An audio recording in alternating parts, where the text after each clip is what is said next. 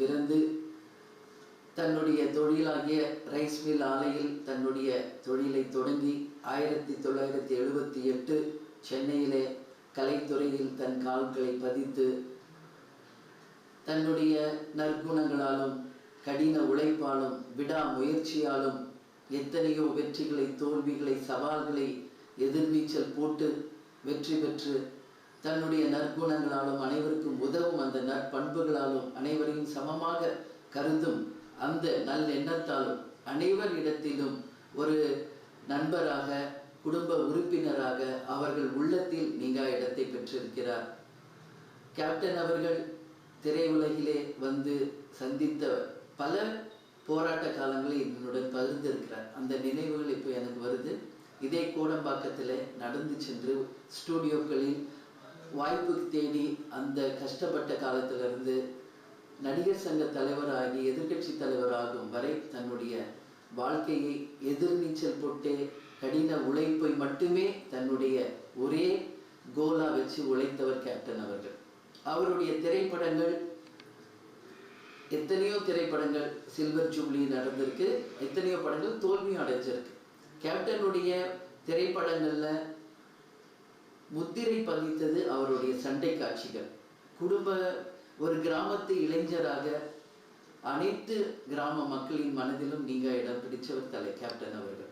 அதே போல தன்னுடைய காவல்துறை நடிப்பு மூலமும் நாட்டுக்கு நம்மளுடைய தேசத்திற்காக பாடுபட்ட ஒரு இளைஞராகவும் இராணுவ அதிகாரியாகவும் குடும்ப தலைவராகவும் அவருடைய திரைப்படங்கள் அனைவருக்கும் ஒரு எடுத்துக்காட்டாகவே இன்றளவும் இருக்கிறது.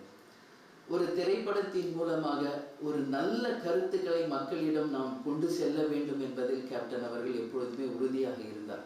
அது மட்டும் இல்லாமல் தான் வாழ்ந்த காலம் தன்னால் முடிந்த உதவியை எல்லோருக்கும் செய்யணும், எல்லோரையும் சமமாக மதிக்க வேண்டும், அனைவருக்கும் சமமான உணவு சமமான ஒரு வாழ்க்கை இருக்கணும் அப்படின்னு சொல்லி நிச்சயமாக உறுதியாக இருந்தவர் கேப்டன் அவர்கள்.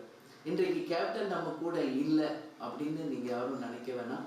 அவருடைய ஆன்மா நம்ம கூட தான் இருக்கிறது. கேப்டனுடைய இறுதி பயணத்திலே நேரடியாக வந்து பங்கேற்ற அனைவருக்கும் என்னுடைய நன்றிகளை இந்த நேரத்தில் தெரிவிச்சுக்கிறேன்.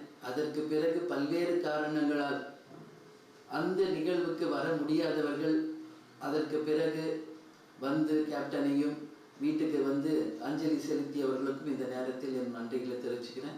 ஏதோ ஒரு சூழ்நிலை காரணமாக அவருடைய இறுதி பயணத்தில் பங்கேற்க முடியாத ஒரு நிலை ஏற்பட்டு இந்த ஒரு சூழ்நிலையில் வந்து அவருக்கு பங்கேற்க முடியலே அப்படின்னு நீங்கள் எங்கேயோ இருந்தாலும் உங்கள் எண்ணம் நிச்சயம் கேப்டன் கிட்ட தான் இருந்திருக்கும் என்பதில் எந்த விதமான ஐயப்பாடும் எங்களுக்கு கிடையாது. அதனால் கேப்டனுடைய இறுதி பயணத்திலே பங்கேற்ற எல்லோருக்கும் எங்கள் குடும்பத்தின் சார்பாகவும் நன்றிகளை நான் தெரிவிச்சுக்கிறேன். கேப்டன் அவர்கள் ஆன்மா நிச்சயம் நம்மளுடன் இருந்து வழி நடத்தும்.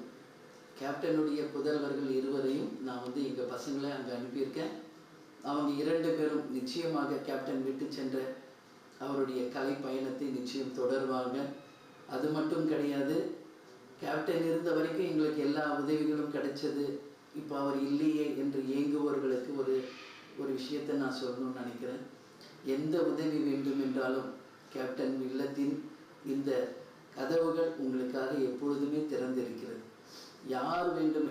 யார் வேணும்னாலும் வாங்க, எந்த உதவி வேணும்னாலும் கேளுங்க. எங்களால் முடிந்த உதவியை நிச்சயமாக உங்களுக்காக நாங்கள் செய்வோம் என்பதில் எந்தவித ஐயமும் யாருக்கும் வேண்டாம். எனவே அனைவர் மனதிலும் கேப்டன் வந்து தன்னுடைய எளிமை, உதவும் குணம், அனைவரையும் சமமாக நடத்தும் எண்ணம், கடின உழைப்பு முதல் கொண்டு ஒரு மணிமகுடமாய் அனைத்து மக்கள் மனசிலும் இடம்பெற்றிருக்கார். கேப்டனுடைய இறுதிக்காக அவருடைய மறைவை கேட்டு தன் வீட்டில் ஒரு நிகழ்வு நடந்தது போல ஒவ்வொரு தமிழர் வீட்டிலும் இந்த துக்கமான ஒரு நாளாக அந்த நாளை உலகத்தில் இருக்கும் அனைத்து தமிழர்களும் அந்த நாளை எல்லோரும் நீங்கள் சோகத்தில் இருந்தீங்க என்பதை எனக்கு தெரியும். எனவே உலக தமிழர்களுக்கும் நமது தமிழர்களுக்கும் கேப்டனுடைய நினைவுகளை சுமந்திருக்கும் குடும்பம் சார்பாக கழகத்தின் சார்பாக என் நன்றிகளை தெரிவித்துக் கொள்கிறேன். தென்னிந்திய நடிகர் சங்கத்திற்கு ஒரே ஒரு வேண்டுகோள், தென்னிந்திய நடிகர் சங்கத்தின் கட்டிடம் வெகு விரைவில் கட்டி முடித்து அந்த நாள்தான் நிச்சயமாக கேப்டன் அவருடைய ஆன்மா உண்மையில் சந்தோஷப்படும். எனவே இது நாசர் சார் வீட்டுக்கு வந்தபோதும் விஷால் அவர்கள் வீட்டுக்கு வந்தப்போ நான் அவங்ககிட்டயே நேரடியாக இதை சொன்னேன். எனவே நடிகர் சங்க கட்டிடத்தை வெகு விரைவில் கட்டி முடிக்க வேண்டும் என்று உங்கள் அனைவரிடத்திலும் இந்த நேரத்தில் கேட்டுக்கொண்டு, கேப்டன் எப்பொழுதும் சொல்லுகின்ற அந்த 2 வாக்கியங்களை கூறி நான் உங்களிடமிருந்து விடைபெற இருக்கிறேன். தமிழன் என்று சொல்லடா, தலை நிமிர்ந்து நில்லடா, இயன்றதை செய்வோம் இல்லாதவர்க்கே என்று கூறி உங்களிடமிருந்து விடைபெறுகிறேன். நன்றி, வணக்கம்.